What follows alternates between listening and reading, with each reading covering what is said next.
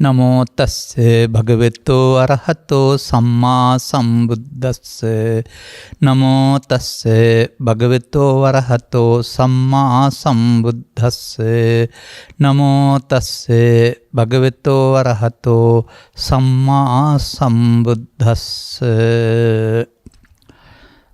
තයෝ මේ භික්ඛවේ අන්තරා මලා අන්තරා අමිත්තා අන්තරා සපත්තා අන්තරා පච්චත්තිකා අන්තරා වදකා තීති. ධර්මානුශාසනාවේ සදහැවර දායකත්වයේ දරන්නා වූ පින්නතුන් ප්‍රමුඛ මෙම ධර්මානුශාසනාව නරඹනු ලබන සවන් දෙන ලබන සදහැවර පින්නතුනි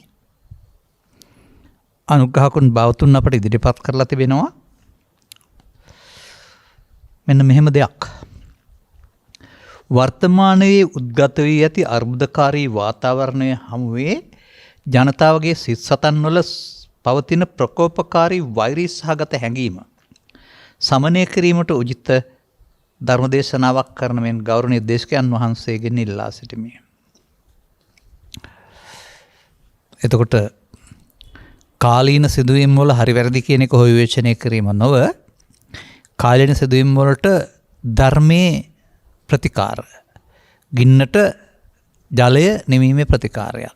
එනවා මේ ගිනිවලට ධර්මයේ නැමැති ජලය ඉන්නේ කොහොමද කියන එක තමයි අපිට කතා කරන්න තිබෙන්නේ. කාලීන නැත්නම් වර්තමානයේ කියන වචනය මම දකින්නේ ශාක්‍යකෝලී යුද්ධය ඇති වුණෙත් එදා වර්තමානයේ. චූලෝදර මහෝදර යුද්ධ වැදුනෙත් වර්තමානයේ. ගැමුණු වෙලාර යුද්ධයත් වර්තමානයේ. 71 කැලැරත් වර්තමානයේ. 83 අරගලයත් ජූලි කලබලයත් කළු ජූලියත් වර්තමානයේ. ඒ කියන්නේ හැමදාම මේ ගැටුම් ඇති වෙන්නේ අතීතේ හෝ අනාගතේ නෙමෙයි. වර්තමානයේ. ඒ මොහොත වර්තමානයේ අද ඒවා අතීතේ වුණාට. ඒ වගේ මෑත මේ සිදුවීම් අපි වර්තමානයේ. වර්තමානයේ මිනිසාට මුහුණ දෙන්න සිදුවෙනා වූ අභියෝග හමුවේදී නොසැලී නොගැටී සිසුල්වන්ට සිටින්ට අවශ්‍ය සදහම් අවබෝධය පෘථග්ජන සමාජයට නැහැ. ඔවුන්ට තිබෙන්නේ පෞද්ගලික දුර්වලකම් සංගවාගෙන ගත කරන්නා වූ පිටට පේන හිස් පුහු ආගමික ජීවිතයක්. ඒකටත් ඔවුන් ආගමික කියලා කියනු ලබනවා. මෙබැවින් මේ මිනිසා ජීවත්වීමේදී මිනිසාගේ ජීවිතය තුළ රෝපණය වෙන පෝෂණය වෙන බලවත් වෙන අවශ්‍ය විට පාවිච්චි කළ හැකි සතුරු තුන්දෙනෙක් ඉන්නවා කියලා පෙන්නලා තියෙනවා. තයෝ මේ භික්කවේ අමිත්‍රයෝ තිදෙනෙක් හතුරු දෙනෙක් වදකයෝ තිදෙනෙක් පසමිතුරෝ තිදෙනෙක් ඒ වචනෙන් පෙන්වන්නේ අහිතා වැඩ පිණිසම ක්‍රියාත්මක වේ හැටි තිදෙනෙක් උපතින් පසු කලක් කරනකොට ඔබ සංගවා ගන්න බව බුදුන් වහන්සේ වදාහරනවා. සංගවා ගන්නවා කියන එකේ තේරුම නිරන්තරයෙන් එළියට එන්නේ නැහැ. අවශ්‍ය මොහොතට එළියට ඇවිදින් සංගවී යන්න පුළුවන් ගරිල්ලා හමුදාවක් වගේ. මෙන්න මේ තිදෙනා ඉස්මතු වූ විට උත්සන්න වූ විට ඒක ඒ පුද්ගලයාව අන්ධ කිරීමක්. අපි බලමු කොහොමද තිබෙන්නේ කියලා. මොනවද මේ තුන්දෙනා? තුන්දෙනා හැඟීම් විශේෂ තුනක්. ලෝභෝ භික්කවේ, දෝසෝ භික්කවේ, මෝහෝ භික්කවේ. මේ හැඟීම් තුන තමයි මේ අපේ ඇතුලේ ඉන්නා වූ අමිත්‍රයා, වදකයා, පසමිතුරා, කරදරකාරයා වෙන්නේ. ඒවා ආවහම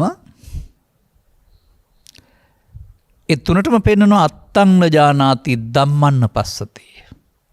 එහෙම නැත්නම් ඊට හයින් පෙන්නනවා ජනනය කරන්නේ අනර්ථයක්මයි.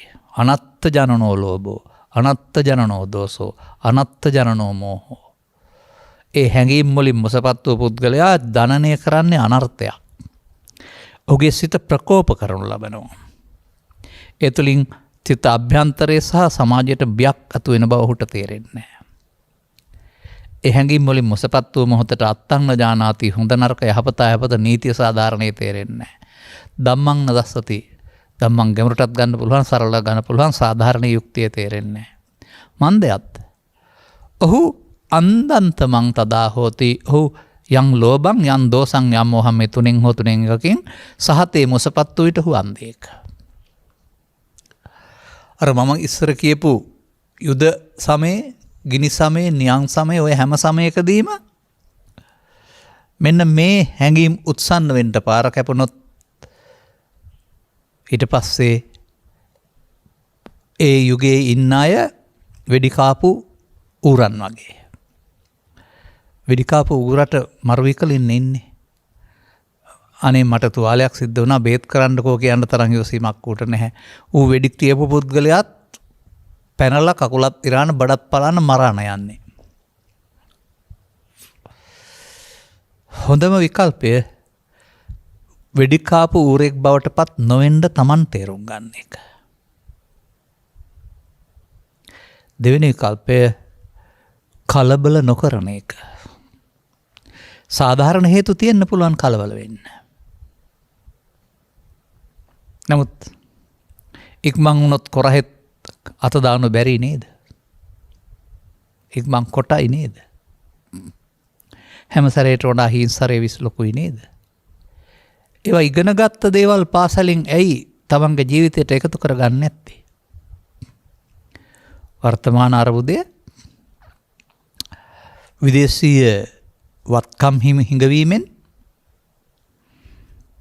ආනයනික භාණ්ඩවල දුර්ලභ වීම. වෙනදා දවල් රැ නැතුව ඕනෑ වෙලාවක ඕන තැනකින් ගෑස් ගන්න පුළුවන්කම, ඉන්ධන ගන්න පුළුවන්කම, කිරිපිටි ගන්න පුළුවන්කම නැතුව ගිහින්. සුව පහසු ජීවිතයකට ක්‍රමෙන් ඔවුන්ම අපි හුරු කළා. මැටි වලං වෙනුවට ගෑස් වලං දීලා, දරගින්දර වෙනුවට ගෑස් ගෙනත් දීලා, එහෙම අපි හැමෝම මේ සුව පහසුවට කැමති. ඇඟේ දැලිගා ගන්න ඕනේ, වලං වල දැලිගා ගන්න, දැලි නැතුව යන්න පුළුවන් නම්.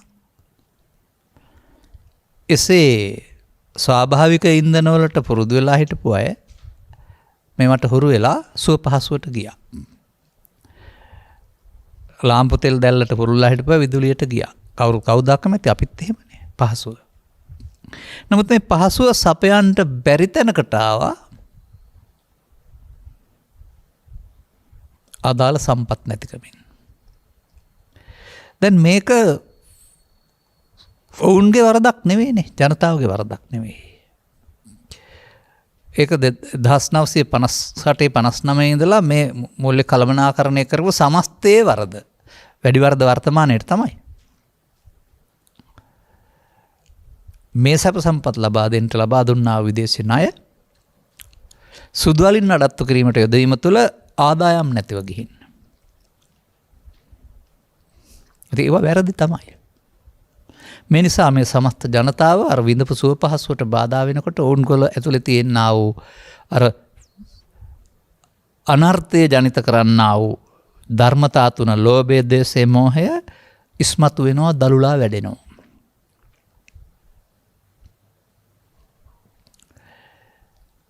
එතකොට ඒ යන්නේ සාමාන්‍යයෙන් මේකට තිබෙනවා මෙන්න මෙහෙම මේ ජාතක පොතේ කතාවක්.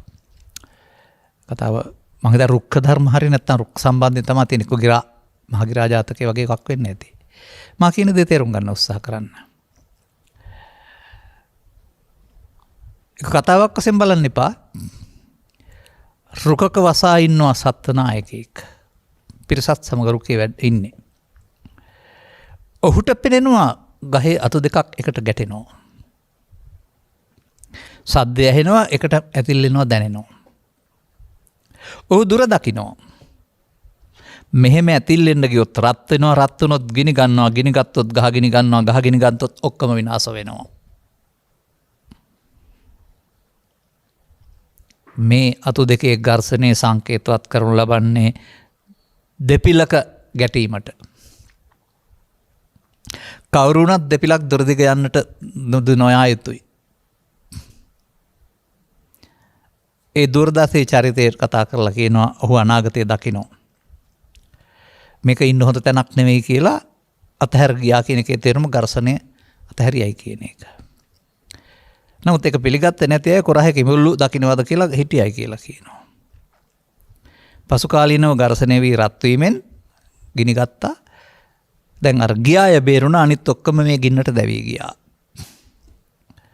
ඔබ හිතනවාද මේ කෑලේක ගහක් ගිනි ගත්ත කතන්දරයක් බුදුහාමුදුරුවෝ කියන්න තරම් බොළඳයි කියලා? මට එහෙම හිතන්න බෑ ඔබට පුළුවන් වුණාට සමාජයේ. මේ ජාතක පොතේ තියෙන්නේ වල් හැලි ගම්මැදි හැලි කියලා හිතන්න මම මොඩ නෑ. මේ පෙන්වන්නේ දහම් පෙළ. දුරදිග බලන්න වෙනවා කල්තියා පණින්ට පෙර සිතා බලනු. එහෙම ගියොත් මොකද වෙන්නේ? ඒ නිසා මේ අවුලවන එක නිව්ටන්ගේ චරිතය පිළිබඳ නියමෙත් ඕක තියෙනවා. සෑම ක්‍රියාවකටම සමාන වූත් ප්‍රතිවිරුද්ධ වූත් ක්‍රියාවක් ඇත. ක්‍රියාවට ප්‍රතික්‍රියාව. අපි කියමු හේතුඵල. එනිසා මේ මාස කීපයක් තිස්සේ මේ ඌනතාවයන් තුළින් පෙළමින් මහමග නිදිවරමින් හිටපු අය සහනෙන් ඉන්නේ නැහැ. අසහනෙන් පීඩාවෙන් ඉන්නේ. ඔවුන් නෙවෙයි ඒක කළේ. ඔවුන්ට සැප දෙන්න කරපු අය කෙරෙහි ඔවුන් ඉන්නේ ඊට පස්සේ අමනාපෙන් ද්වේෂයෙන්. අන්න අර ඇතුළතදී විච්ච අමිත්‍රයා ලෝභ දේශ මොහයන් මතුවෙන්න කාරණයක් හදුනා. දැන් මේ ලෝභය ධන ලෝභය වෙන්න පුළුවන්, බල ලෝභය වෙන්න පුළුවන්, නිල ලෝභය එක එක විදිහට තියෙන්න පුළුවන්. අන්න මේ රටාව පිළිබඳ මටත් තේරෙනවා සමාජයේ තරුණ පරපුරටත් තේරෙනවා. දිගින් දිගටම මේ යන රටාව එන්න එන්න දුෂ්චරිත වෙනවා, හොරකම් මරකම් වැඩි වෙනවා, පිරිහෙනවා, ඇරුණාම ගොඩ එන්න බෑ. ඒ නිසා විකල්ප යෝජනාවක් තමයි මේ ක්‍රමයෙන් මිදෙන්න ඕනේ කියන එක. නමුත් ඔවුන්ගේ සඳහා ගත් ක්‍රියාමාර්ගය එක ඔවුන් නමක් තියෙන ආදරය අරගෙන නැත්තම් සාමකාමී කියලා. ඔවුන්ට ඒක සාමකාමී තමයි. නමුත් ඔවුන් වදයක් වෙන්නේ නැද්ද බලය රැකලා ඉන්න හදන පාලකයින්ට? ඔවුන්ට තමන්ගේ හොරකම් වසා ගන්නට, පරම්පරාවේ තව තියෙන නඩු ටික අයින් කර ගන්න, තව තියෙන වැරදි කරපුවා වහ ගන්නට බලය අවශ්‍යයි. දැන් බාධාවක් වශයෙන් සලකනවා. අන පළමුව මුරබල්ලෝ මෙහෙවනවා. මුරබල්ලෝ ඉන්නවනේ ආණ්ඩුවකට. එතකොට අර සංසුන් අයත් තරමක් කලබල වෙනවා. නැත්නම් මේක වදයක්කට ගන්නවා. සාමාන්‍යයෙන් සන්ධ්‍යාවේ පිරිත් දේශනාවක් කරලා අවසන් කළොත් ඒක වදයක් වෙන්නේ නැහැ. නමුත් රැලි වෙනකන් දාලා පිරිත් අහන්න කියන්නොත් එහෙම ඒක පිරිතක් නෙමෙයි වදයක් වෙන්නේ නැද්ද නිදා ගන්න රැතුව. ඒ හැම එකක්ම මිනිසා කුපිත කිරීම නේද? එතකොට මේ Tamanට කරදරයක් වුණා එලවන්න ඕන. එහෙමනේ. ඒකට සැලසුමක්. කෛරාටික සැලසුමක්. ඒකට අන්න බලලු ලව්ව කොස්සට තමයි බාවන්න හදන්නේ. අත පුච්චන්න ගියොත් අත පිච්චෙනවනේ, Taman අත දාන්න ගියොත්. ඔවුන් පණින්ට පෙරහිතා බැලුවේ නැත්තේ ඇයි? ඇයි ඔබට මේක තේරෙන්නේ නැහැ? ක්‍රියාවට ප්‍රතික්‍රියාව. මගේ යකා ඇවිස්සුනහම අනුන්ගේ යකා නිකන් ඉදී කියලා හිතන්නේ දන්නේ නැහනේ. මගේ යකා උස්ස ගන්න නැතුව හිටපන් කියලා ඔය කියන්නේ. උඹේ යකා ඇවිස්සුනොත් මගේ යකා නිකන් ඉදී කියලා. ඒක නෙමෙයි. එතකොට ඒ ගිය පාර වැරදි. එතකොට ඒක මොකද වුනේ?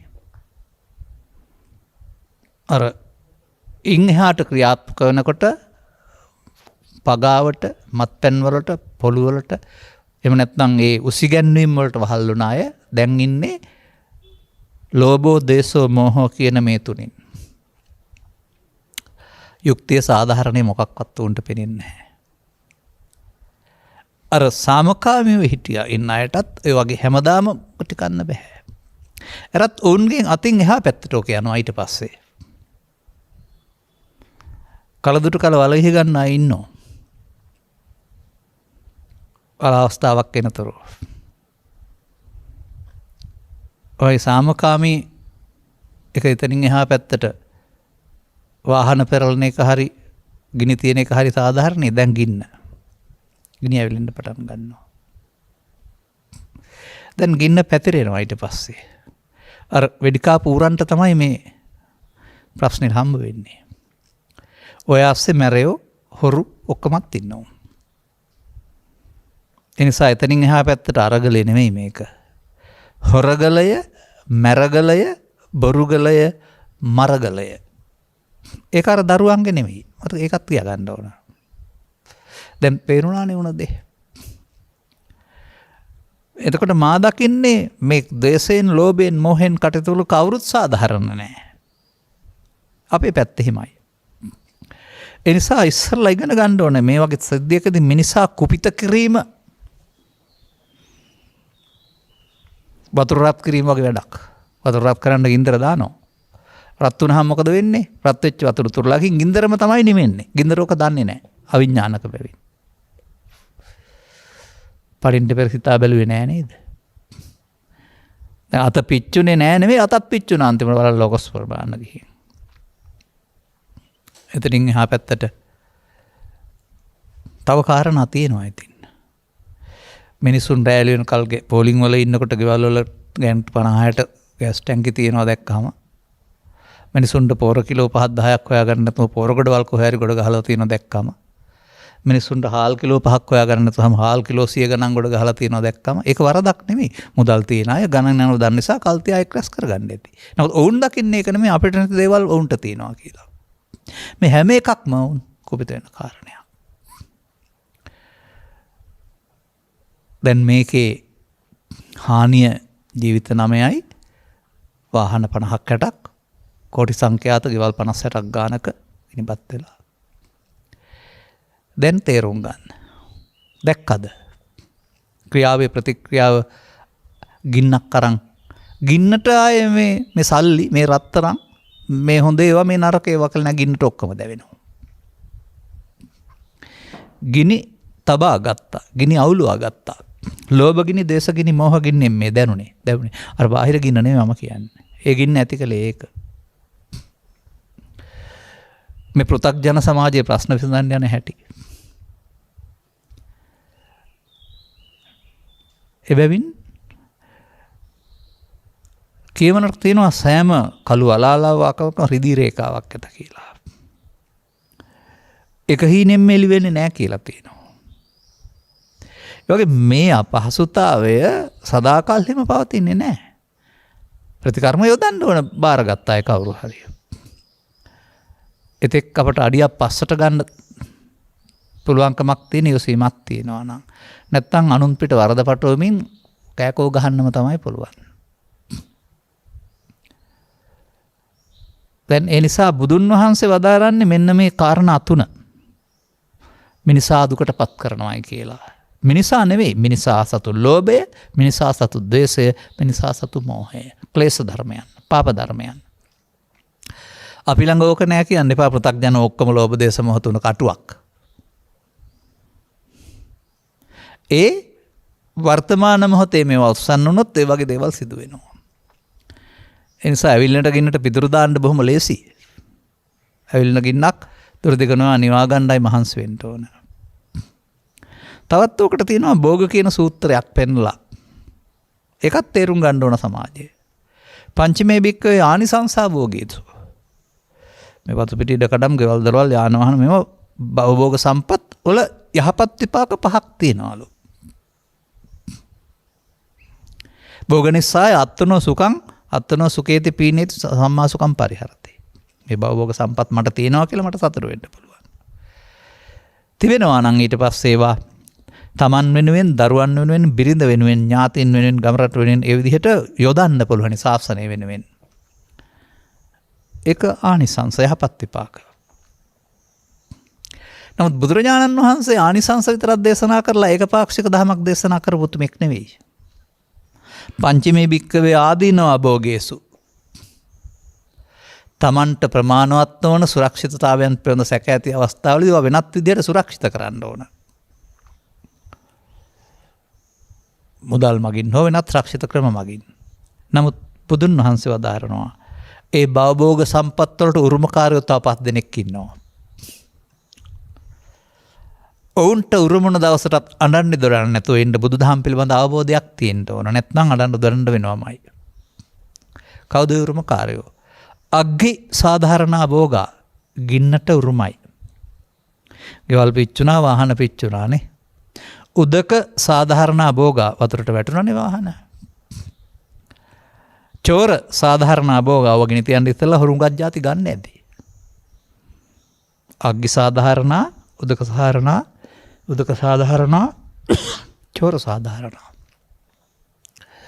තව ඉතින් ඔය පනත්පන් වල නැත්තම් රාජබලයේ පතුරුලා රාජසන්තක කරගන්න පුළුවන්. මම මේකට කියපු කතාවක් තියෙනවා. සාමාන්‍යයෙන් කණ්ඩ හිතුනහම කබරගොයා තලගොයා කරගන්නවා කියලා කියමනක් තියෙන්නේ. මේක තියෙන්නේ ජාතක පොතේ. නුවර කැවිදින් නතර වෙනවා අඹ සැමියෝලක්. රජතුමා දකින්නවා බිරිඳ රූමත් අයිති කරගන්න ඕන. හොයලා බලපුවම සස්වාමිකයි. ලොකුම බාධාව ස්වාමියෙක් ඉන්නේ එක. නැත්තම් රජුරවන්ට ප්‍රශ්නයක් නැහැ. අන්න නීතිය නැත්තම් ඒ රජ්ජුරුව කියන නීතිය ආයුතු පැත්තට ඡන්දෙන් දේශයෙන් බොහෙමින් අගටේට යන හැටි. ඔහු ඔත්තු කරුවෙකුට කියලා පවුන් මේ පිටවල යන වාහනේට රජ්ජුරුවන්ගේ මරකත මැණික කියලා කතා කරන එකක් ඒක දානවා. දාලා ප්‍රසිද්ධියක් කරන රජ්ජුරුවන්ගේ මරකත මැණික නැති වෙලා හොයන්න අල්ලලා දෙන්න. දැන් සතර දොර වාසල් කොට පරීක්ෂා කරද්දී අහුවෙන්නේ මොහු දන්නේ නැහැ මොහුගේ රතේ තිබී. යන් රජ්ජුරුව කෙලින්ම ඔහු මරා දාන්න තීරණය කළා. දැන් මේ හොරකම් කරලාද මැරෙන්න උනේ. බිරිඳ ලස්සන නිසා රජ්ජුරුවන්ට බිරිඳ අයිති කරගන්න ඔහු මරණයටපත් කරන්න කූටු ප්‍රක්‍රමයක් යෙදුවා. මේක තමයි මේ රාජසාධාරණා කියන එකෙන් තේරම තියෙන්නේ. ඔවයිතම මාධ්‍ය වේදීන් පහර ගැනීමේදී පැහැර ගැනීමේදී ආයතන වසා දැමීමේදී ඕන තැනක ඔවා ක්‍රියාත්මක වෙනවා. දසරාය ධර්ම නෙමෙයි ඊට පස්සේ ඡන්දෙන් දේශෙන් බයෙන් අගතියට යෑමනේ. අගති වලින්. ඒකයි රාජසාධාරණ පාලකයින්ට මේ සාමාන්‍යවකට කියන්නේ පොලිස් නීති පොතේ නම් ඔකට වගන්ති දෙකකුත් තියෙනවා කියලා මම අහලා තිනවා කියන්නේ හරියටම ගොරක ඕන්නම් දඩමස් කරන්න පුළුවන් දඩමස් ඕන්නම් ගොරක කරලා පෙන්නන්න පුළුවන්. විරුද්ධවාදියෙක් නම් ගොරක වෙනුවට දඩමස් තියන්නේ කියලා නඩු දාන්න පුළුවන්. හිතවතෙක් නම් ඔයක තිබුණේ දඩමස් නෙමෙයි ගොරක කියලා බේරන්න පුළුවන්. ඔකයි ගොරක දඩමස් කිරීම දඩමස් ගොරක කිරීම කියන එකේ තේරුම. ඔය බලේ හැටි. ඉතින් ඔය ඕනෑවට වඩා බලයට කිට්ටුයි ආවඩන්ට යන හැමෝටමත් හොඳ පාඩමක්. ඈතින් ඉන්න ඉගෙන ගන්න. ලැබෙන ප්‍රතිලාභ ටික ටික වුණාට විනාශය ඊට පස්සේ බොහොම විශාලයි. අනිත් එක උන් අපි විශ්වාසිත බට උන් විශ්වාස නැහැ උන් වෙනස් වෙනවා. අපි කියන දේ සිදු වෙන්නේ නැහැ. අපේ වැඩක් බලා ගන්න එකයි අපිට කරන්න තියෙන්නේ. සමස්ත ජනතාව වශයෙන්. දැන් මෙන්න මේ විදිහට තව එකක් තියෙනවා. ගින්නට, ජලයට, හොරුන්ට, පාලකයන්ට, හොරුන්ට සහ අප්පේහි සම්පයෝගෝ.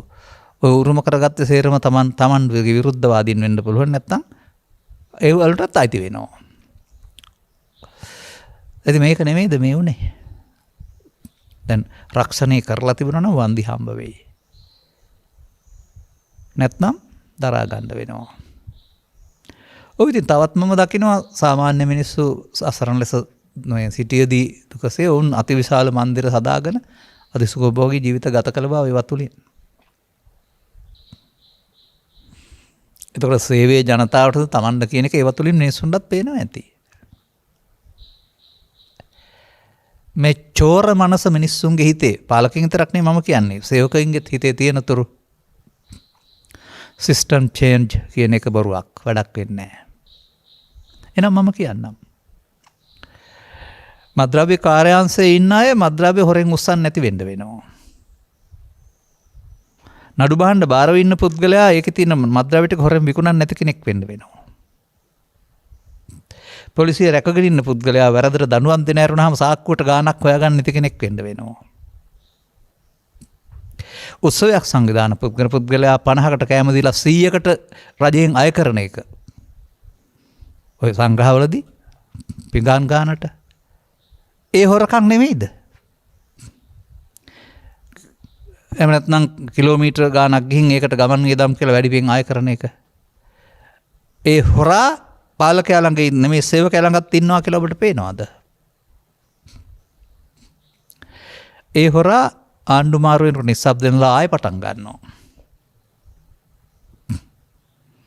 ඒ නිසා මේ තක්කඩිකමෙන් හොරකමෙන් පිරිච්ච සමාජයක් තුළ මේ ඔබ බලාපොරොත්තු වෙන සිහින ලෝකේ තවත් සුන්දර ලෝකේ තවත් සිහිනයක් පමණයි. අපි දකින්න හැටි ඔය. තව විස්තර ගොඩක් තියෙනවා ඉතින්. අන්න එහෙමනම් අපි හැමෝම රටට ජාතියට ආගමට තමන්ගේ ජීවිතයට මව්පියන්ට දරුවන්ට ආදරය ඇති වෙන වශයෙන් මේ හොරය බොරුව තක්කඩිකම කියන මේ සියල්ලෙන් විනිර්මුක්ත මිදෙන්න ඕන.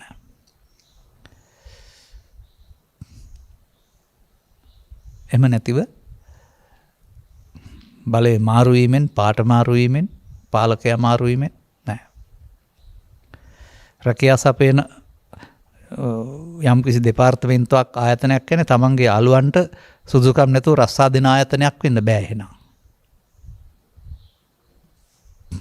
අනිවාර්යෙන් ඒක සුදුසුකම් මත සමස්තය බෙදී යන දේශපාලනයේ වළංගු නොවන එකක් වෙන්න ඕන. අන්න එහෙම ගැඹුරින් අධ්‍යයනය කරන්න ඕනෑම කෙනෙක්. මායාමය සිහින ලෝකවල ඉන්න එපා. හැමදාමත් දේශපාලනය අපිට මායාමය සිහින ලෝක තමයි හැමදාම මවලා දුන්නේ. 65 ඉඳලා මට මතක තියෙන්නේ. කෙරුණේ නෑනේ. ඒ නිසා මේක පුටුමාරු කිරීමේ විප්ලවයක් වෙනකොට ආධ්‍යාත්මික විප්ලවයක් බවට පත් කරගන්න පුළුවන් නම් එතෙක් තව ඇතුළත් කරන්න පුළුවන් දෙයක් තියෙනවා. දැන් මම ගිහිව රැකියාවට ගියා නම් මගේ සුදුසුකම් හොයනවා. ගුරුවරයෙක්, විධායක නිලධාරියෙක්, ප්‍රාදේශීය ලේකම්වරයෙක් තරඟ විභාග අභියෝගතා පරීක්ෂණයකින් සුදුසුකම් අරන් තමයි බලලා තමයි අදාළ තැනට ගන්නෙ. මොකද අය කාර්ය බහුලත්වය තුළ සුදුසු තීරණය ගන්න තරම් ක්ෂණික මොලයක් තියනවාද බලලා. නරකද මේ අපිව පාලනය කරන මධ්‍යස්ථානයට යන අයට සම්මුඛ පරීක්ෂණයක් තියලා අභියෝගතා පරීක්ෂණයක් තියලා එකෙන් සමත් වෙන අය පමණක් ගන්න ගත්තොත්. නමුත් මේ සංස්කෘතිය තුළ එහෙම නෙමෙයි ක්‍රියාත්මකුනේ දිගින් දිගටම. ප්‍රභූත්වයේ තිබූ ධනය තිබුණු අයගෙන් 50 ගණන් වල 60 ගණන් වල ආරම්භ වුණ දේශපාලනය හරි හම්බ කරන තැනට ගිහින් නැද්ද? මට මතකයි කතාවක් තියෙනවා. එක තාත්තෙක් දරුවෝ 4-5 දෙනෙක් හදලා ඔවුන් උගතුන් බුද්ධිමතුන් බවට පත් කරලා වෛද්‍යවරයෙක්, ඉංජිනේරුවෙක් ආදී වශයෙන් මේ තැන් වලට පත් කරලා එක්කෙනෙක් හිටියලු ඉගෙන ගන්න බැරුව. උඹ ගැලපෙන්නේ දේශපාලනයට කිව්වයි කියලා කියනවානේ. මේක රටේ දේශපාලනයේ තේමාව නොමිය යුතුයි. ඒක ප්‍රතිපත්තියක් වශයෙන් තීරණ ගන්නට ඉහළ බුද්ධියක් තියෙන ඔවුන්ට ඒ පාලනය බාර දෙන්න ඕන.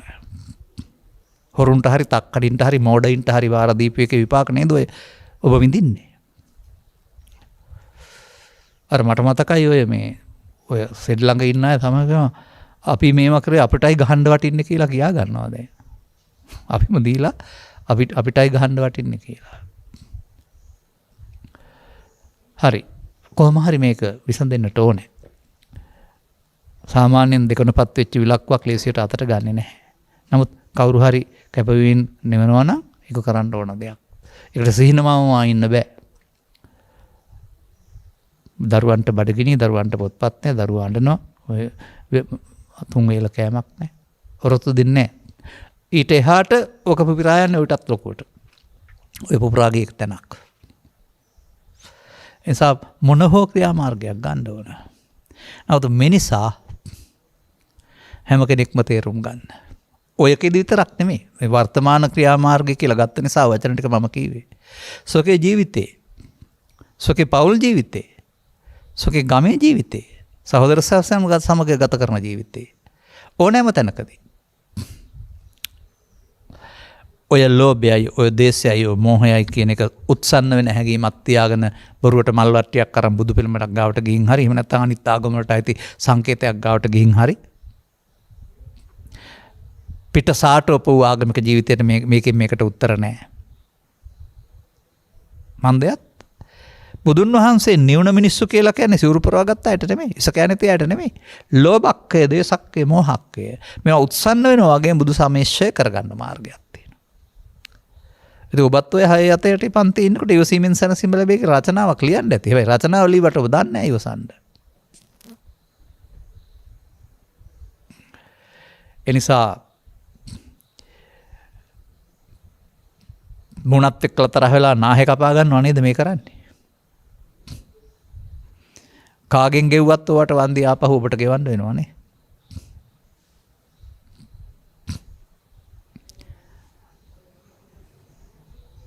මම පුදුම වෙන දෙයක් තියෙනවා. ලෝකේ තියෙනවා යම් යම් රටවල් බුද්ධ ආගමක් ඇත්තෙම නැහැ. නමුත් නීතිය සැමට සාධාරණයි. ඒ නිසා සමාජයේ සාමකාමී පරිසරය පිරිසුදුයි සතුටින් ඉන්නවා. අපිට ඊට වඩා විශිෂ්ට දර්ශනයක් තිබිලත් අපි දැවෙනවා තැවෙනවා. ඒ බුදුන්ගේ හෝ දර්ශනය වැරද නෙමේ හරවත්ත ලෙස ගත්තේ නැති එකේ වරද. උඩින් පල්ලෙන් අතගාන ආමිස පූජාවට සීමා වුණා වූ ඇදහිල්ලට සීමා වුණා වූ කාඩ්බෝඩ් බෞද්ධකම. අන්නේ ගැමරෙන් හදාරන්න. එවිට අවශ්‍ය තැනට උපදෙස් දෙන්න. කතාබහ කරන්න. නිර්භයව කතා කරන්න පුළුවන්. මිනිසා කුපිත කිරීම ගෙදරත් වැරදි, දේශපාලනෙත් වැරදි, කුමරු වැඩ වැරදි, බැව් ජලය බෙදා දීමෙත් වැරදි. ඕනෑම තැනක කුපිත කිරීම කියලා කියන්නේ මිනිසා තුළ සැඟවින්නා වූ මායя මතුවෙන එක. අතීතයේත් වර්තමානයේත් අනාගතයේත් කවදාවත් මෙයා මතුවෙලා යහපතක් කරන්නේ නැහැ. අන්න සවන් දෙන අය.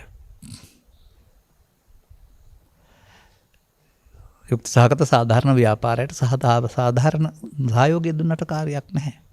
නමුත් නොදැන කරන්නේ ප්‍රතික්‍රියා දක්වන්නට අවශ්‍ය ක්‍රියාවක් යෙදීම නම් ක්‍රියාවට ප්‍රතික්‍රියාව ක්‍රියාත්මක වෙනවා.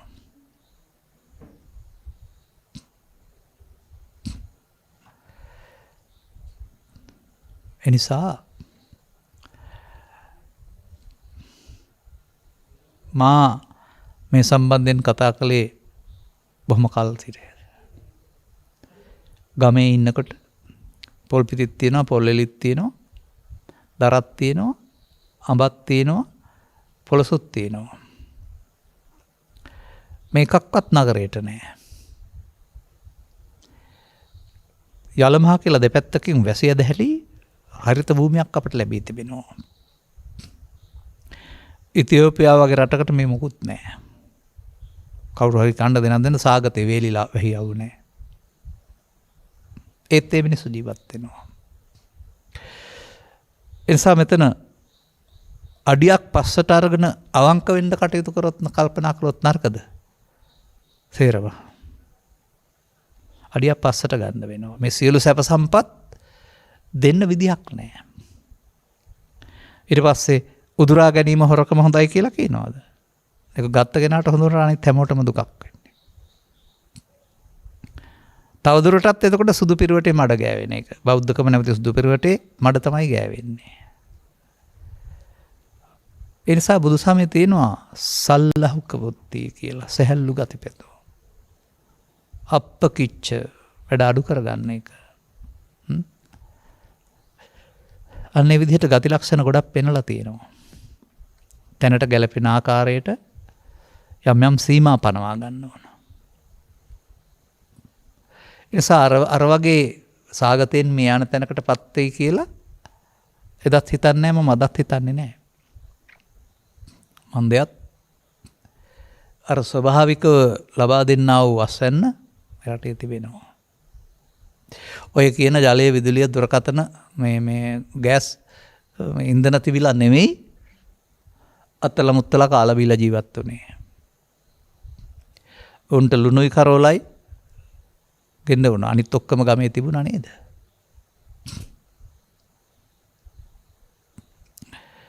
එතෙන්ඩ වැටෙන්ඩ ඉස්සර වෙලා. ඔය දියුණුව කියන එකේ අවසානයේ හිටපු තැනට යනවා කියලානේ කියන්නේ. රවුමක් නෙමේක. දැම්ම එතෙන්ඩ වැටෙන්න ඉස්සර වෙලා. මේ අභියෝගයන් කළමනාකරණය කරගන්න සමස්තයක් වශයෙන් සහයෝග දෙන්නේ කොහොමද? මේ අභියෝගයන් ගිනිපත්තු කරන දැන් බවට පත් කරන්නේ නැතුව සංසිඳවන්නේ කොහොමද? සංසිඳීමේ සහායකෙක් වෙනකොට ගිනි තැබීමේ සහායකෙක් වෙන්නේ නැතුව ඉන්නේ කොහොමද කියලා තනියෙන් හිතන්න වෙයිනේ. නමුත් ආත්මාර්ථය ඊට ඉඩ දෙන්නේ නැහැ. කලදුටු කල වලයිහ ගන්න. ඔය ක්‍රියාකලාපය තුළ මම දකින්නේ බොහෝ කලදුටු කල වලයිහ ගැනීමක්. එළිවෙවි ඉදිරියට. ඉතින් ඒ නිසා මිනිසා කාරණා 3ක් යටතේ පාලනය වෙන්න ඕන. එක නීතිය යටතේ. ඉතින් නීතිය යට නම් ඉහළ තැන් සහ පහළ තැන්වත් හොරකම් කරන්න නැතුව ඉන්න ඕන. දෙක බුදු සමයේ නම් පව්පින් දෙකක් පෙන්නලා පවෙන් වලකින්න කියලා තියෙනවා. පින්නම් කළාට කමක් නැහැ. ඒක යහපත් විපාක, පවේ දුක් විපාක. ඒ හොරකම, මරකම, බොරුව, පව්කම් කරමින් ඔබ ඔය දෙකම කඩනවා නේද? නීති දෙකම. ඒවල් වාක්‍යට සීමා වෙලා, කියන්න සීමා වෙලා ඇරුණාම අර මම පෙන්නපු තව ඉතින් මේ කිසහ නොකි ආයතනයක් තුළ, දෙපාර්තමේන්තුවක් තුළ, ගවඩාවක් තුළ, කාර්යාලයක් තුළ මෙසේ ව්‍යාජ ඉලක්කම් දමා මඩියතර කර ගැනීම ගසා කෑම නොවේද? ආත්මාර්ථය නොවේද? හොරකම නොවේද? තව කට්ටියක් එතෙන්ට ගියාම ඒකම නම් පටන් ගන්නෙ ඒ මාරුවෙන් වැඩක් තියනවාද? මම ඔබට හිතන්න ආරින්නේ ඒකයි. මොකද කැලේ මාරු කරන්න පුළුවන්. හැබැයි කොටියාගේ පොල්ලි මාරු වෙන්නේ නැහැ. කොටියා කොටියමයි. අන්න වගේ පෘථග්ජනයින්ට පාලනය මාරු කරන්න පුළුවන්, තැන් මාරු කරන්න පුළුවන්. නමුත් ලෝභ දේශ මොහ නිසා හට ගන්නා වූ ලෝභ දේශ මොහ අවුල එහෙමමයි. ඒවා ගැන තේරුම් ගන්නේ නැතුව ඔබ කිසියම් හුවමාරුවක් කළොත් ආපහු ආයෙත් ඔබ මිරිඟුවක් පස්සේ යන්නේ සහ තවත් වතාවක් රැවටීම ඇරුණාම පස්සේ තේරෙයි වැරදුනා නේද කියලා. ඒ නිසා බුදුරු හෙළි කරවදාලා වූ දසසක් විතිවත් දසරාජ ධර්ම ආදී ඒ ප්‍රතිපත්ති මුල් කොටගත්ත පියෙක් දරුවන්ට සමසෙනෙහසක් දක්වන්නාසේ සමස්ත සමාජයට ලෙන්කත්කමක්, ආදරයක් ගලවා ගැනීමට ආදරය කරන කැපවීමක් කරන්න පුළුවන් අය වෙන්න ඕන පාලකයෝ. එනිසා මහත්මා දේශපාලනය මේ සියල්ල තුළ පිරිහීමක් නේද දකින්නේ. එනිසා මමත් ඉන්නවා වෙනස් විය යුතුමයි කියන තැන. හැබැයි ඔබ කතා කරන මේ දුෂ්ටකම් ටික තියාගෙන පිටිපැත්තෙන් වෙනස් වීමක් මා අනුමත කරන්නේ නැහැ. අර මම පෙන්වුවේ කාරණා ගොඩක්. සමස්තය අවංක භාවය පිළිගන්න වෙනවා. නීතියට ගරුක වෙන්න, පව්පින් විපාක විශ්වාස. ඉන් එහාට තව තියෙනවා මේකේ ධර්මාධිපතෙයියුම් කියලා එකකුත් බුදු සමයේ. ධර්මයේ දන්නා බැවින් පව් නොකරන බන්තරටපත් වෙන්න පුළුවන් නම් පාලකින්ට ඔක්කොටම කොයිතින් අපි කියන ධර්මය අහපු ඔය ලොකු අය 5 දෙනෙක්වත් මේ රටේ ඉන්නවත් දන්නව නැහැ. මොකද අපිට කවුරුත් එහෙම කතා කරලා නැහැ. ඊට සම්බන්ධ කෙනෙක් දෙන්නෙක් පමණයි නිකම්වත් මට කතා කරලා තියෙන්නේ. අනිත් අයත් අපි හම් වෙන්න ආවොත් ඔවුන්ගේ පටු දේශපාලනයට ඉත් එක් කරගන්න එනවා වරුණාම අපි කියන ධර්මය අහන්න එන අය මට හම් වෙලා නැහැ. අපිත් මේ කරන්නේ දේශපාලනයක්. ලෝභයෙන්, දේශයෙන්, මොහෙන් විනිවෘත වුණා වූ මිනිසුන් තුළ රටක් හදන්න. ඒ නිසා බුදුන් වහන්සේගේ දේශපාලනය සුපිරි.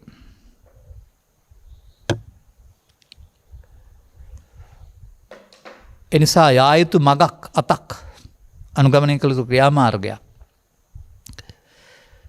මේ අල්ලසෙන්, දූෂණයෙන්, හොරකමෙන්, මැරකමෙන්, කපටිකමෙන් තොරව, ගසා කෑමෙන් තොරව, ඉහළ තැන් නෙමෙයි පහළ තැන් සිට සියල්ල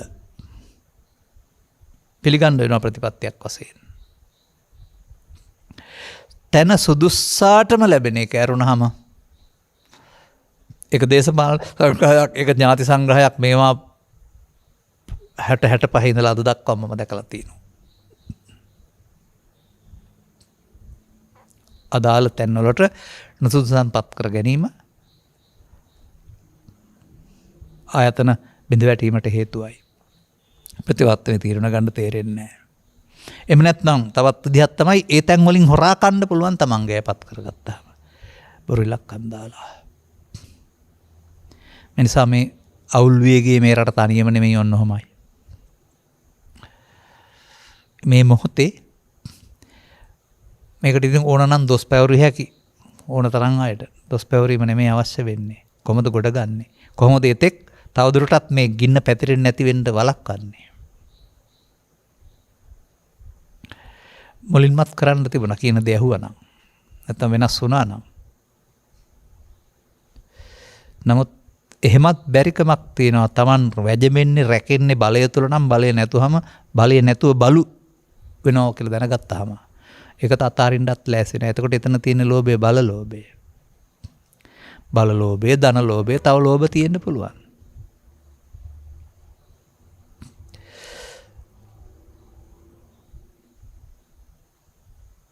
ක්‍රියාපදිංචි දේශපාලන පක්ෂ සංඛ්‍යාව කීයද බැලුවොත් 80ක් හරි 100ක් හරි තියෙන්න පුළුවන්. ඒ සියල්ල බෙදීම් ඇති කරලා නෙමෙයිද මේ තියෙන්නේ. මේක ඒකපාක්ෂික කරන්න පුළුවන් නම් ඒකපාක්ෂික එක පක්ෂයක් බවට පත් කරලා ඒ අය තෝරනවා සුදුසු අය.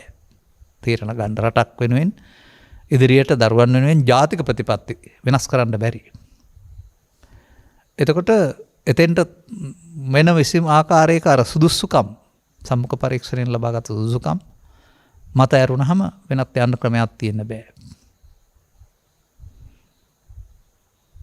අන්න එහෙම සැලසුම් කරන අය, සාකච්ඡා කරන අය එමදු විප්ලවයකට සැලසුම් සකස් කරන්න. නමුත් දීර්ඝ කාලීන වෙනුවට කෙටි කාලීන සැලසුම් අවශ්‍යයි කරන්න පුළුවන් කෙනෙකුට අනිවාර්යයෙන් කරන්න පුළුවන් කෙනෙකුට. ඔබට මේ අවස්ථාවේදී මේ සියල්ල කොහම වුණත් වැදගත් වෙන්නේ ජීවත් වීම. එහෙනම් මරණයටපත් නොවි ජීවත් වෙන්න ආහාර ජලය ටික සපයා ගන්න අවමය දක්වා පස් වහින්න වෙයි. අනික් සුව පහසුකම් ප්‍රභු ටිකක් අපහසු වෙයි. දරා ගන්න ඉගෙන ගන්න. ඒක තමයි විකල්පය. හැමදාම තියෙන්නේ නැහැ. මෙහෙම නෙවෙයි සපයන්ට බැරුව වසර 12ක් පායපු වෙමෙන්ටිසා සායක්. ඒත් මිනිස්සු ජීවත් වෙනයි කියලා තියෙනවානේ.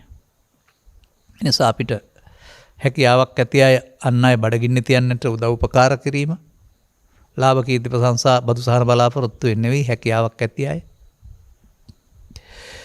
හැකියාවක් තියාගෙන රවට්ටන්න නැතුව අවංකවම අහිංසක අවශ්‍ය උදව් උපකාර. මොකද ඔය පසුගිය කාලවල බෙදා දුන්නා වූ 5000ම අරන් තිබුණේ නැති අයට තමයි දුන්නේ. නමුත් නැති අයට කොහොමද බැංකුවල ලක්ෂ ගණන් තියෙන්නේ? නැති අයට කොහොමද ලක්ෂ තට්ටු දෙකේ තුනේ ගෙවල් තියෙන්නේ? නැති අයට කොහොමද වාහන තියෙන්නේ? වාහනෙන් වල ඇවිදින් අරන් ගියේ කොහොමද? අන්න එතකොට කාගෙත් කිල්ලෝට වල හුණු තියනවා. හෙවත් කවුරුත් හොර බොරු සහිත අය කියන එක එළි වෙනවා. ඒ සමස්ත ක්‍රියාවලිය ප්‍රතිඵලය මේ තියෙන්නේ.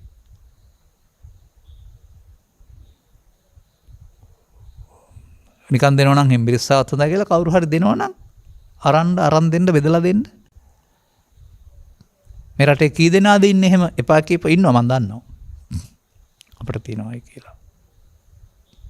අන්න එහෙම කොන්ද කෙලින් තියෙනවා නම් එහෙනම් තියෙන දේ නැති අයට බෙදිලයි.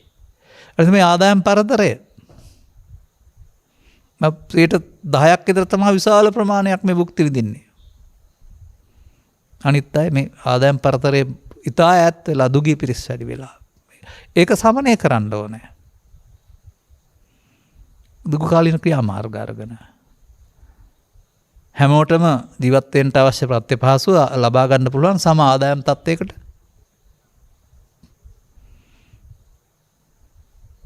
එන්න.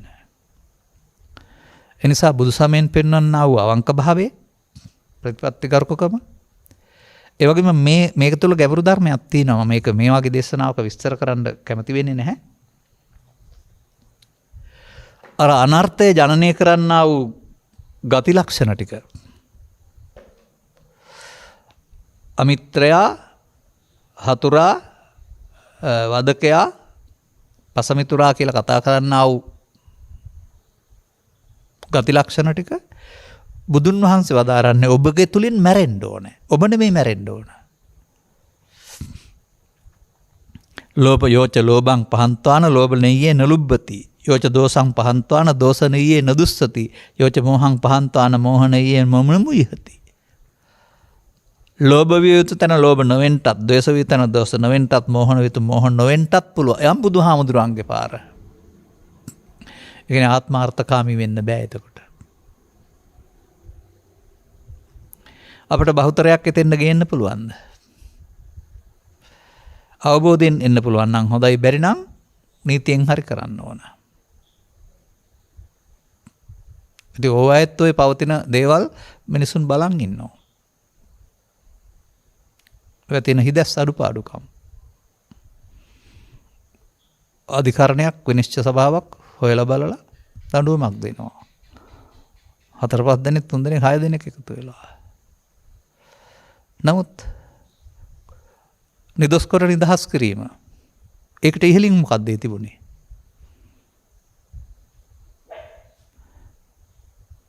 සමහර විට මිනිමරුන් වලට සම්බන්ධයි.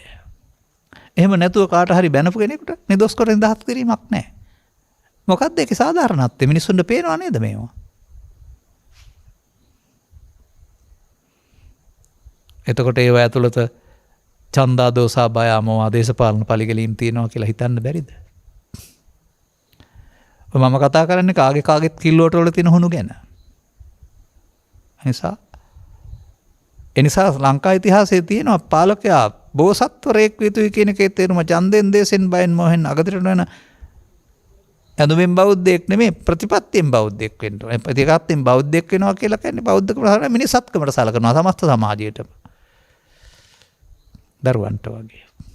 ඒ තේමාවේ තේරුම ඒකයි.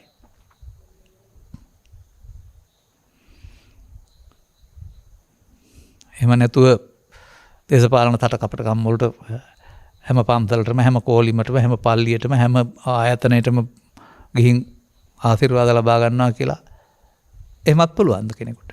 කෙනෙකුට තියෙන්න ඕන තමන් පිළිගත් එක ආගමයි. ඒක හංගන්න ලැජ්ජ වෙන්න ඕන නෑ. අර දේශපාලන සට කපටකම්. අපි දකිනවා උන්ට ආගමක් නැති බව එතකොට. නත්ති මේ සරණං අඤ්ඤං බුද්ධෝ මේ සරණං වරං නත්ති මේ සරණං අඤ්ඤං ධම්මෝ මේ සරණං වරං නත්ති මේ සරණං අඤ්ඤං සංඝෝ මේ සරණං වරං ඒතේන සච්ච වජ්ජේන හොතු වේජය මංගලං. එහෙම කියලා තවත් කොහේ හරි ඉල්ලන්න යන්න යදින්න පිටේ යදින්න පුළුවන්ද? මිනිස්සුන්ට පේන්නේ නැතුණට අපිට පේනවා. උන් ළඟ ඇති ආගමක් නැහැ කියලා. කාගේ වුණත්. මීට වඩා ශ්‍රේෂ්ඨ පුරුෂයෝ අපට ඕනේ. ඔවුන්ගේ මතුවීම රටක් දියුණු කරන්න අවශ්‍ය කාරණයක්. නිසා ඔබ තැන දෙන්න ඕන සත්පුරුෂ භාවයට මිසක් ධනයට කුලයට නිලයට බය ආත්මාර්ථයට වාසියට නෙමෙයි කියන එකවත් තේරුම් ගන්න. මේ කරුණු තේරුම් ගන්න ඕන ඔබ. එනිසා තේමාව ඉවසීමෙන් සැනසීම ලැබේ. තේමාව හැම සැරේට වඩා හිංසරේ හොඳයි. තේමාව ඉක්මන් වුණොත් කරහෙත් අත දාන බැවි. කලබල වෙන එක නෙමෙයි. ඒක ඔබ තුළ හැඟවී තිබෙනා වූ ලෝභය, දේශය, මොහය ඔබේ පාලකයා බවට පත්වීම. ඔය හැමතැනම ඕකෝය. ඉතින් බුදුන් වහන්සේගේ තේමාවේ තියෙන ලෝභක්කය, දේශක්කය, මොහක්කය මෙන්න මේ ටික නැති ජීවිතයකට එන්න. නිකම් බෑ. පන්සල් ගියාට හරි මල් පුට්ටියක් පූජා කරලා ඉස්කෝලේ බුද්ධ ආගම ඉගෙන ගත්තාට හරි බෑ. තමා පිළිබඳ අවබෝධයක් ලබාගෙන මේ එන මොහොතේ මේවා මේ මතුවෙන මොහොතේ එකතු වී බලවත් කිරීම වෙනුවට ෂය කරන්න පුළුවන්, ශූන්‍ය කරන්න පුළුවන්. නිවන ශූන්‍ය නෑ. නිවන ලෝභයෙන්, දේශයෙන්, මොහෙන් ශූන්‍යයි. අපි හිතන්නේ නිවන ශූන්‍යයි කියලා බොහෝ දෙනෙක්.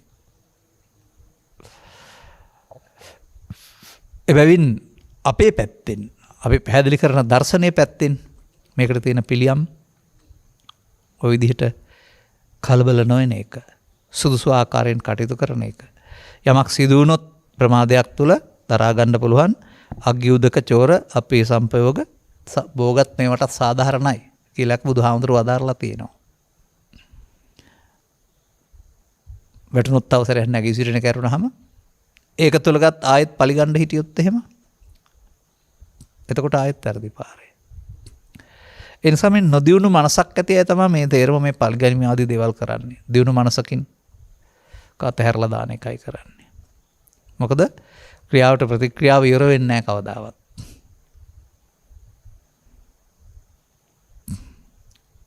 හැබැයි මේවත් මේ සිදුවීමුත් මේ මොනවා හරි පිටිපස්සෙන් ගිහිල්ලා ලැබෙන්නා වූ සහනයට වඩා සදහම් නැමැති දේ ඉස්මතු වෙන්න උදව් උපකාර වෙයි. සංකීර්ණ ජීවිතයට වඩා බහුභාණ්ඩික ජීවිතයට වඩා ජීවිතයට අවශ්‍ය සරල ජීවිතයකට යන්න.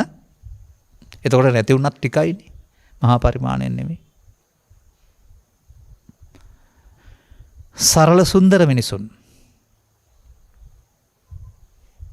බවට පත් වෙන්නට නිකම් බෑ.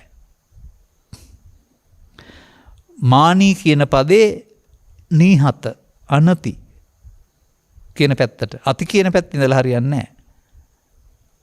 අනති සහ නීහත දක්වා යන්න වෙනවා.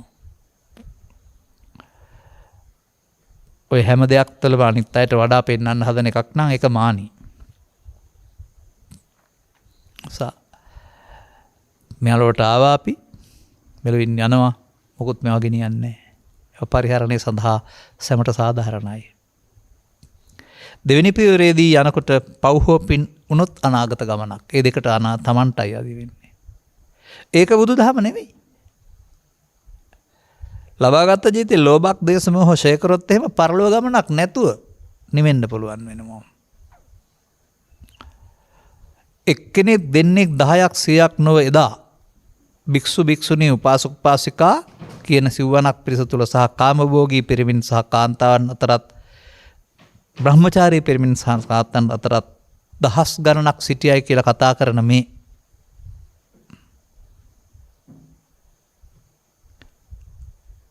බියතුන් බුද්ධිමතුන් නිවුන මිනිසුන් සුවනේ උනේ අය අද. අන්න ඒ අය වැඩි කර ගන්න ඕන. ආමිස පූජාව පිටිපස ලුහු බඳින්න නැතුව ඒක උස්සන්න කරන කර්තියාගෙන යන්නේ නැතුව ඒක පුංචි මට්ටමකින් තියලා ප්‍රතිපත්ති පූජාවට මිනිසුන් යොමු කරලා ඔවුන් ලෝභ දේශ මොහ ෂය කිරීමයි ප්‍රතිපත්ති පූජාවෙන් බුදුන් පිදීම. කලබල විය යුතු තැන කලබල වීම ඕන කෙනෙකුට පුළුවන්. නමුත් කලබල විය යුතු තැන කලබල නොවෙන්න ගැඹුරු අවබෝධයක් තියෙන්න වෙනවා. ප්‍රශ්නයක් සම්බන්ධයෙන් බෙදා ගන්න බැරුව බත් පිකානක් බෙදා ගන්න බැරුව මනමාලියක් බෙදා ගන්න බැරුව මම දැකලා තියෙනවා. සුනකයෝ හපා කනවා කා ගන්නවා. උන්ට තමයි කා ගන්න කාගෙන විසඳ ගන්න පුළුවන් හැකියාව තියෙන්නේ. මනුස්සයින්ට කතා බහ කරලා සාධාරණව විසඳ ගන්න පුළුවන් තරම් උසස් මනුස්සකමක් තියෙන්න ඕන නේද? අදාළ කරුණු තේරුම් ගනිමින් ඔබ තුලින් මේ සමාජයට වරදක් නොවන පුද්ගලයෙක් බවට පත් වෙන්නට හිතට ගන්නා ලෙස මතක් කරමින් මේ ආරාධනයකින් මේ කතාව කළේ මම ඒක ලෝකෝත්තර නොවෙන්න පුළුවන්. ඔය ලෝකෝත්තර ධර්ම දේශනා කරන අපට ඕවත් කරන්න බැරි නැහැ. එනිසා ඔබේ යුතුයකම මේ කාරණෙන් තේරුම් අරගෙන එන අභියෝගයන්ගේ කලබල නොවන තැනට දිනු මානසිකත්වයක් ඇති කර ගන්නට අවශ්‍ය ධර්ම අවබෝධය ලබාගෙන එසේ හැසිරෙන්න හිතට ගන්නා ලෙස මතක් කරමින් ධර්මානුශාසනාව මෙපමණකින් අවසන් කරනු ලබනවා. මෙම උතුම් ධර්ම දේශනයේ ප්‍රඥානාලිකාව තුළින් විකාශනය කිරීම සඳහා සදැහැති දායකත්වයේ දරනු ලබන්නේ අනුර සමරවික්‍රම මහතා විසිනි. අරමුණු අතර බතරමුල්ල ධම්මෝදය මාවතේ අංක 5 පටුමගහි පදිංචිව සිට මීට වසර 16කට පෙර පරලොවසපත් PGD ඊබට් සමරවික්‍රම මහතා නැත්නම් පියාණන් විය හැකි මහතාටත් මීට වසර 18කට පෙර පරලොවසපත් වන්ට දෙනා වූ APY නන්දසේන මහතාටත් උපහාරයක් දැක්වීමේ අරමුණින් පවුලට කළ මෙහෙවරට ඒ වගේම පින් පැමිණවීම ප්‍රධාන අරමුණු කරගෙන සහ දායකත්ව දරූ සියලු දෙනා හැරගිය සියලු ඥාතිහිත මිත්‍රාදීන් ගෞරවයෙන් සිහිපත් කොට පින් පැමිණීම පිණිස මෙම උතුම් ධර්ම දාණය සිදු කරන ලබන අතර මේ උතුම් ධර්ම දාණයෙන් ජනිත වන්නා වූ පුණ්‍ය කුසල් සෑම සියලු දෙනාටම අනුමෝදන් වේවා. වහවහ ධර්ම මාර්ගය පූර්ණ කර ගැනීම පිණිස හේතු වේවායි ප්‍රාර්ථනා කරනවා. සුජීවත්ව සිටින මෑණියන් සහෝදර සහෝදරයන් ඇතුළු සියලු ඥාතීන්ට සහ ධර්ම දේශනාව ශ්‍රවණය කරන සියලු පින්වත්තුන්ට මේ පුණ්‍ය කුසල් අනුමෝදන් වීමෙන් නිදුක් නිරෝගී සුවපත් භාවයේ සහ චිරජීවනයේ ලැබේවා. ගෞරවනීය දේශකයන් වහන්සේටත් නිදුක් නිරෝගී සුවපත් භාවයේ සහ චිරජීවනයේ ලැබේවා. අනුර සමරවික්‍රම මහත්මයා විසින් සිදු කළ මේ පුණ්‍ය කර්මය ලෝවාසී සියලු දෙනාටද නිදුක් නිරෝගී සුවපත් භාවය ලැබී චිරජීවනයේ සැනසීමටත් ධර්මාභෝධය පිණිසත් උතුම් වූ නිවන් සුව පාදා ගැනීම පිණිසත් හේතු වාසනා වේවා. සියලු සත්වයෝ නිදුක් වේවා නිරෝගී වා සුවපත් වේවා කියන ප්‍රාර්ථනා කරලා තිබෙනවා. දෙවෙනි වතාවටත් මේක කියවන්න අවශ්‍ය නැහැ. ඔබ ඉල්ලීම පරිදි මේ ධර්ම දේශනාව කළා. පින් කැමති අයත්න් අනුමෝදන් වේවා. මව්පියන්ට උපහාරයක් වේවා. ඔබ ඒ වගේම සවන් දුන් හැම දෙනා ඔබගේ පවුලේ සියලු දෙනාටමත් මේ වර්තමානයේ බලපෑම හානිදායක පැත්තට පමුණවා ගන්න නැතුව ඒයින් ගලව ගන්න කෙනෙක් බවට පත් වෙන්නට අවශ්‍ය ක්‍රියාමාර්ගයන්ට අවශ්‍ය තැන්පත්කමක් ලබාගෙන මේ අභියෝගයෙන් සමස්තයක් වශයෙන් රටක් ජාතියක් වශයෙන් ගොඩ එන්නට ස්ථිර අධිෂ්ඨානයක් ලැබේවායි අපි ප්‍රාර්ථනා කරනවා. සබ්බීතියෝ වජ්ජන්තු සබ්බ රෝගෝ විනස්සතු මාතේ බවත් අන්තරායෝ සුඛී දීඝායුකෝ බව හැම දිනාටම තෙරුවන් සරණයි. රාගක්ඛයෝ නිබ්බානං